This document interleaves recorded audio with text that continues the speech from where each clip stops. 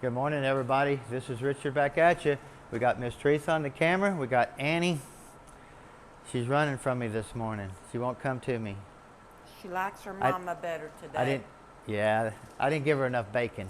I think that's the problem this morning. Oh, shame on you. I'm gonna give her two pieces. She likes 3 or 4, so she's mad at me. But anyway, we got Jeremy's 63 Catalina in the house, guys. Blown Pontiac motor, not an LS, not a Chevrolet, a Pontiac motor. That's what I really like about it.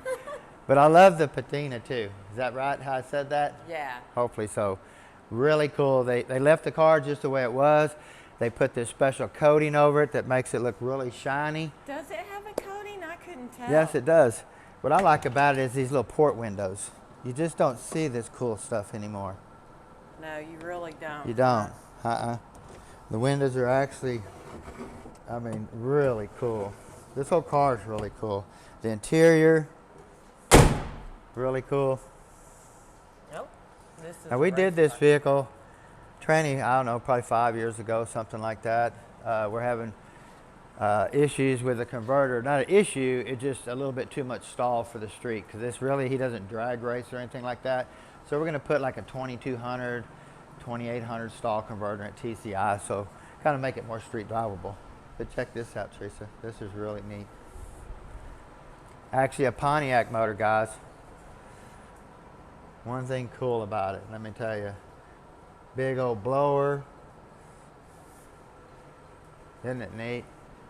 Firetech fuel injection all the way around. 2 of them. 2 throttle bodies, really neat.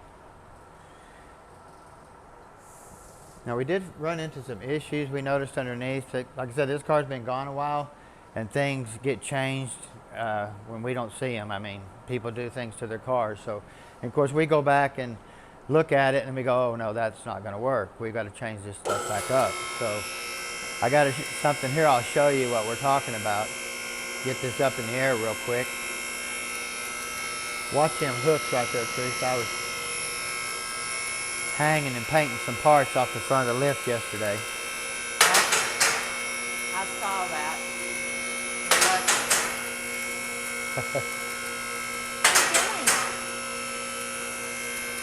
This has a 400 3-speed transmission in it. Got a few leaks. Got a few other things that we're going to be correcting. But one of the biggest ones I noticed was right off the bat.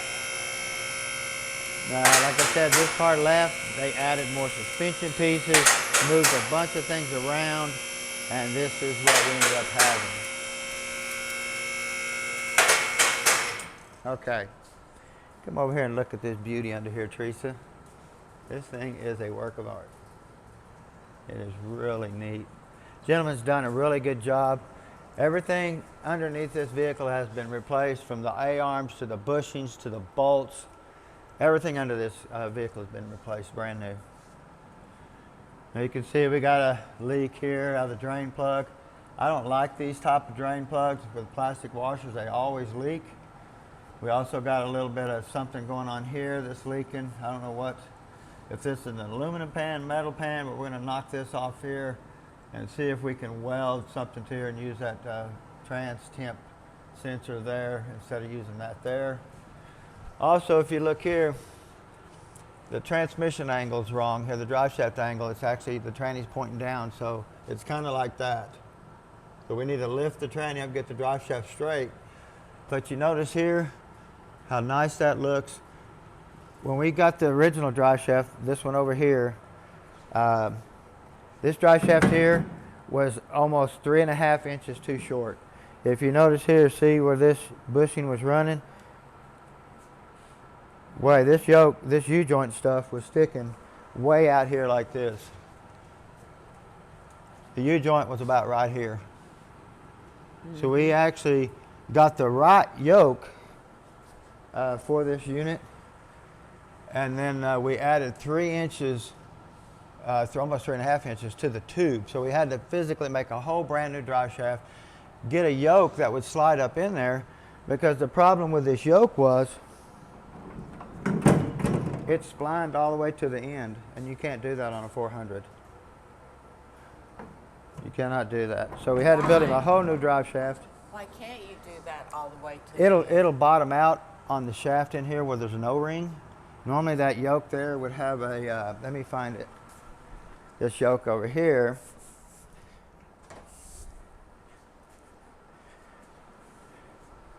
You can see how much shorter this yoke is. Come over here, Teresa. See how much shorter the yoke is? Not that different.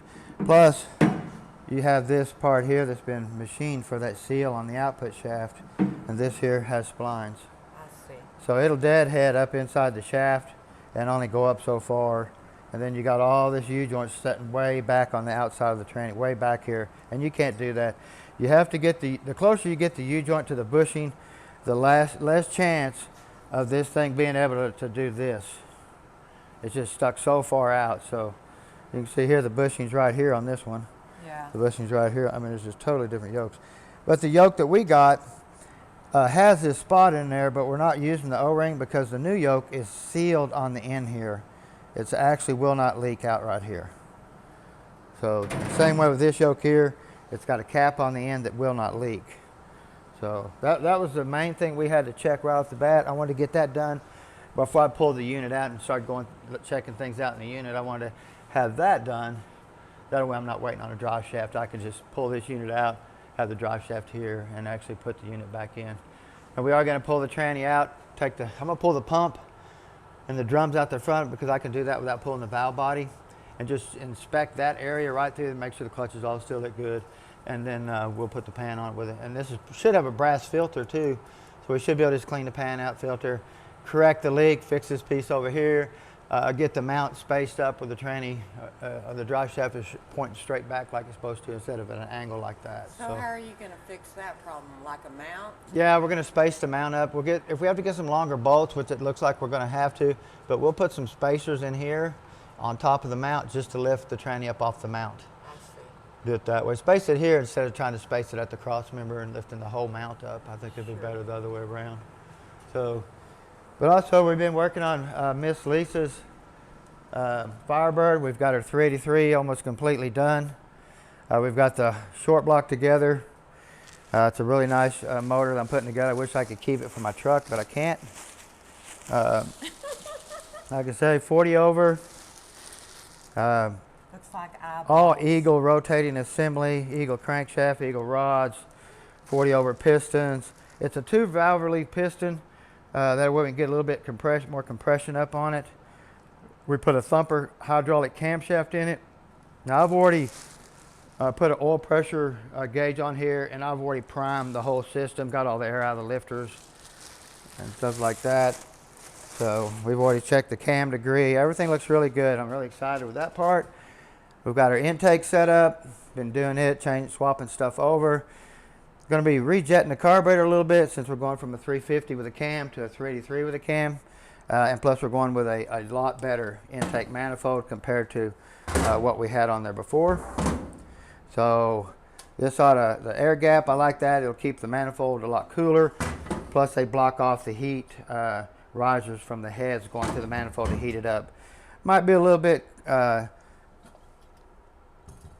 harder to start maybe, or not so much harder to start, but it might not want to idle very good a little bit when it's cold. You might have to use a choke a little bit more because the manifold's physically not going to heat up like your normal manifold would. So got the distributor ready. Just waiting on heads basically to get this 383 back in there. So we're really excited about that. But we're going to be pushing that to the side because we won't have the heads back for like 2 weeks. And we're going to jump on the Pontiac and get it going. So next video will be us checking out the 400, see what it looks like on the inside. And then whatever else walks in the door. Staying busy though. Update on my mom. It's been tough, let me tell you guys. She's been, like I say, she broke her hip. She's going through all this, not wanting to be there. She's got dementia. It's just a constant, everyday battle that we're going through with my mom. So I pray that if anybody's ever had that happening to their family, that they know what we're going through for definitely. Exactly, it's a different day every day. It's a different day every day, and I've never experienced that and don't want to ever experience it again. But anyway, we definitely want to thank you guys for watching. Sorry we haven't been getting the videos out constantly like before. It's just we taking care of family first. But anyway, we want to thank Miss Teresa. The thumb. Thumbs up. And Annie, she's already abandoned ship. No. Oh, she's over there? Over there. We're really excited. Hey, go check out our merch store. It's not nothing big. We're not professionals, but anyway, don't forget to subscribe, push the notification bell, and we'll be back shortly. Have a great day.